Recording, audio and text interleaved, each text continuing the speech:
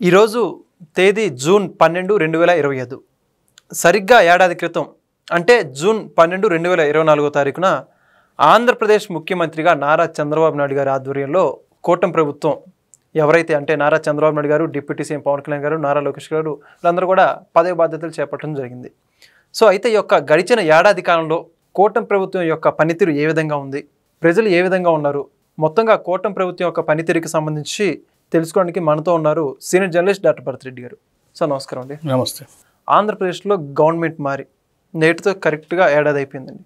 ఈ యొక్క ఏడాది కాలంలో కూటమి ప్రభుత్వం యొక్క అమలు అంటే పథకాల అమలు కావచ్చు, అదేవిధంగా కూటమి ప్రభుత్వం యొక్క పనితీరు గురించి మీరేమనుకుంటున్నారు, మీ అభిప్రాయం ఏమంటారు? కూటమి ప్రభుత్వం అధికారం చేపట్టి సంవత్సరం పూర్తి చేసుకున్న సందర్భంగా చంద్రబాబు నాయుడు గారు కూడా ఒక ప్రైవేటు ఛానల్కి ఇచ్చిన ఇంటర్వ్యూలో కూడా చాలా అంశాలను కూడా ప్రస్తావించడం జరిగింది. పూర్తిగా అంటే ప్రతి అంశాన్ని కూడా టచ్ చేయడం జరిగింది. అసలు కూటమి తను అధికారంలో వచ్చే నాటికి ఆర్థిక వ్యవస్థ ఏ విధంగా ఉంది, ఇక్కడ ఇన్వెస్టర్స్ ఏ విధంగా ఉన్నారు, అసలు ఆర్థిక వ్యవస్థ మొత్తం కూడా వెంటిలేటర్స్ మీద ఉన్న ఆర్థిక వ్యవస్థ ఏ విధంగా ఉంది, నాకు దీన్ని సరిదిద్దడానికి కనీసం సంవత్సర కాలం పట్టింది అని చెప్పే ప్రయత్నం చేయడం జరిగింది. దాంతోపాటుగా పూర్తిగా ఇక్కడ పథకాలకు సంబంధించి కానీ మిగతా అంశాలకు కానీ జరుగుతున్న పరిణామాలకు సంబంధించి కూడా పూర్తిగా తన ఏదైతే ప్రజలకు ఏం కావాలనుకుంటున్నారో అవి చెప్పడం జరిగింది. దాంతోపాటుగా కూటమి ప్రభుత్వం ఏర్పడిన సంవత్సర కాలంలో సూపర్ 6 పథకాలకు సంబంధించిన అంశాలను జరిగిన అక్రమాలు లేదా భూదందాలు వీటన్నిటి గురించి కూడా ఆయన స్పందించలేదు. అయితే మనం ఒకసారి విశ్లేషించినట్టయితే కూటమి ప్రభుత్వం అధికారాన్ని చేపట్టిన వెంటనే కూటమి ప్రభుత్వం ముందుగా 2 టార్గెట్స్ని డిసైడ్ చేసుకోవడం జరిగింది.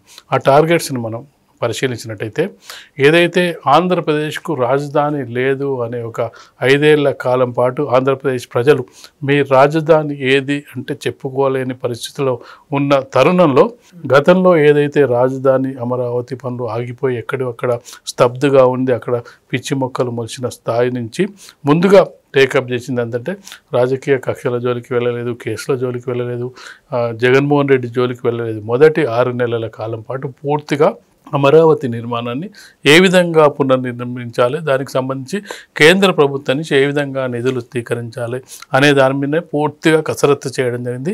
అందుకు అనుగుణంగా ఎక్కడైతే ఆగిపోయే పనులు అక్కడి నుంచి మొదలుపెట్టి ఈ అమరావతి నగరాన్ని పూర్తి చేయాల్సిన బాధ్యతను మొదటి ప్రాధాన్యత క్రమంలో తీసుకోవడం జరిగింది.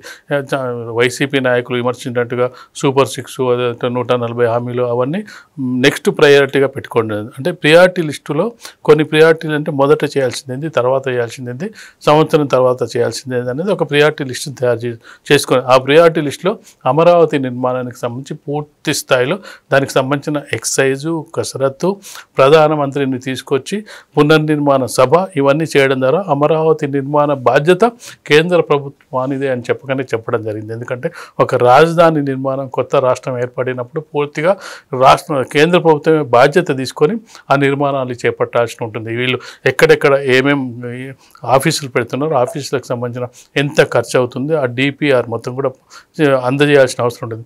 ఆ క్రమంలో మొదటి విజయంగా చూసుకున్నట్లయితే అమరావతి ట్రాక్ గాడిలో పడ్డది, పట్టాలెక్కిందని చెప్పొచ్చు. ఇక రెండవ ప్రాధాన్యత అంశాన్ని చూసుకున్నట్టయితే 50 ఏళ్ల నుంచి పెండింగ్లో ఉండి ఒక కళగా మిగిలిపోతున్న పోలవరానికి ఆంధ్రప్రదేశ్కి సంబంధించి ఒక కళగా ఉంది పోలవరం ప్రాజెక్టుని.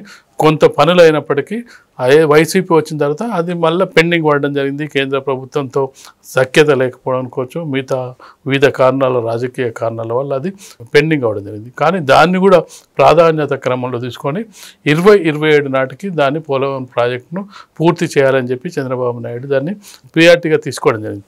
మొదటిగా ఈ 2 కార్యక్రమాలని వచ్చిన 2-3 నెలల్లోనే దాన్ని తీసుకొని దానికి సంబంధించిన నిధులు సమకూర్చుకోవడం, ఆర్థికంగా ఏ విధంగా సమర్చుకోవడం, రాష్ట్ర ప్రభుత్వం నుంచి వాటా ఎంత, కేంద్ర ప్రభుత్వం నుంచి ఏ విధంగా తెచ్చారనే కార్యక్రమాన్ని మొదటి 6 నెలల కాలం పాటు దాన్ని కసరత్తు చేయడం జరిగింది.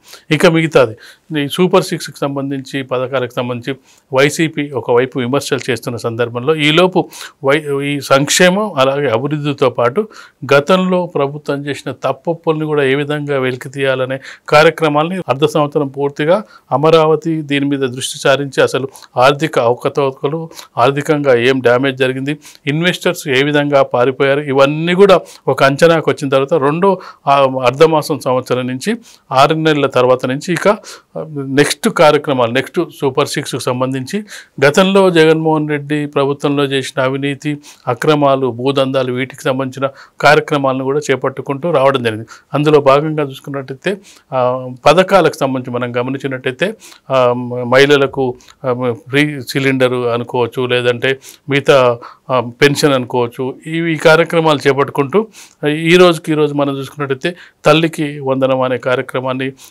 చేపట్టడం జరిగింది. తల్లికి వందనం ద్వారా విద్యా వ్యవస్థను బలోపేతం చేయడానికి సంవత్సరం కాలం, అంటే వచ్చిన వెంటనే దాన్ని అమలు చేయడానికి వాళ్ళకు ఆ సమయం సరిపోలేదు. ఎందుకంటే ఇప్పుడు వాళ్ళు వచ్చే నాటికే స్కూళ్ళు ప్రారంభమయ్యాయి. స్కూళ్ళు ప్రారంభమైన సందర్భంలో స్కూళ్ళ సంఖ్య ఉంది, అందులో విద్యార్థులు ఎంతమంది, ఆ విద్యార్థుల స్థితిగతులు ఏంది అనేది అంచనా వేయడానికి వాళ్ళకి సంవత్సరం కాలం పట్టింది. ఇప్పుడు వాళ్ళు వేసిన అంచనా ప్రకారం గత ప్రభుత్వం కంటే కూడా 20%, ఒక 20 లక్షల మంది విద్యార్థులు పెరగడం జరిగింది. గతంలో 40 లక్షల మంది ప్రభుత్వ స్కూళ్ళల్లో, కాలేజీల్లో చదివితే ఇప్పుడు 67 లక్షల మంది లబ్ధిదారులను గుర్తించడం జరిగింది. దానికి 88,000 కోట్ల రూపాయలు కేటాయించడానికి ఆర్థిక శాఖ నుంచి పూర్తిగా సహకారం తీసుకోవడం జరిగింది. కాబట్టి ఈ సంవత్సరం నుంచి ఈ రోజు బడులు ప్రారంభమవుతున్న సందర్భంలో ఈ రోజు నుంచి ఆ పథకాన్ని అమలు చేయడానికి పూనుకోవడం జరిగింది. తర్వాత నెక్స్ట్ కార్యక్రమంగా చూసుకున్నట్లయితే ఫ్రీ బస్, అంటే ఒక్కొక్క కార్యక్రమాన్ని చేపట్టుకుంటూ దాంతో పాటుగా గత ప్రభుత్వ హయాంలో జరిగిన అవకతవకలు, భూదందాలు, భూ కబ్జాలు వీటి మీద కూడా దృష్టి సారిస్తున్న సందర్భంలో ఒక్కొక్కటిగా వెలికి వస్తున్న సందర్భంగా అరెస్టుల పర్వం కొనసాగుతుంది. వైసీపీ నాయకులు గతంలో చేసిన భూ ఆక్రమణలు అనుకోండి, భూదందాలు అనుకోండి, అసైన్డ్ భూముల ఆక్రమణ అనుకోండి, వివిధ కేసుల్లో బెదిరించడం అనుకోండి, ఎస్సీ ఎస్టీ మీద కేసులు అనుకోండి, లేదంటే పెద్దది లిక్కర్ స్కామ్ అనుకోండి, ఇవన్నీ ఒక్కొక్కటిగా బయటకు వస్తున్న నేపథ్యంలో చంద్రబాబు నాయుడు గారు ఆసక్తికరమైన వ్యాఖ్యలు కూడా చేయడం జరిగింది. ఈ వెలుగుదేశ కార్యక్రమంలో ఆంధ్రప్రదేశ్లో ఉండే జైళ్ళు కూడా సరిపోయేలా లేవు, అన్ని అక్రమాలు చేసిండ్రు. అయినప్పటికీ ఎవరిని వదిలే ప్రసక్తి లేదు.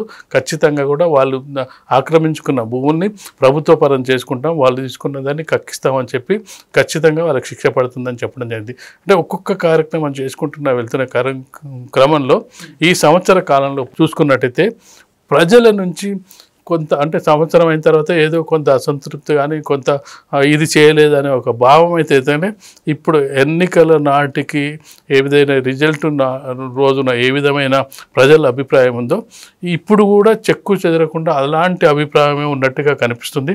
దాంతోపాటు సరే ప్రతిపక్షంలో ఉన్న వైసీపీ ఏమన్నా క్లెయిమ్ చేసుకునే ప్రయత్నం చేస్తుందా అంటే వాళ్ళు ఇంకా బురదలో కూరుకుపోతున్నారు. వాళ్ళు శిక్ష వేసుకుంటున్నారు.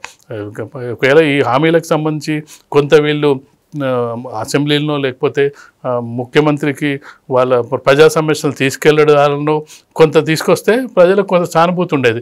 వీళ్ళు పోరాడుతున్నారు, హామీల అమలుకు సంబంధించి కొంత వీళ్ళు ప్రయత్నం చేస్తున్నారు.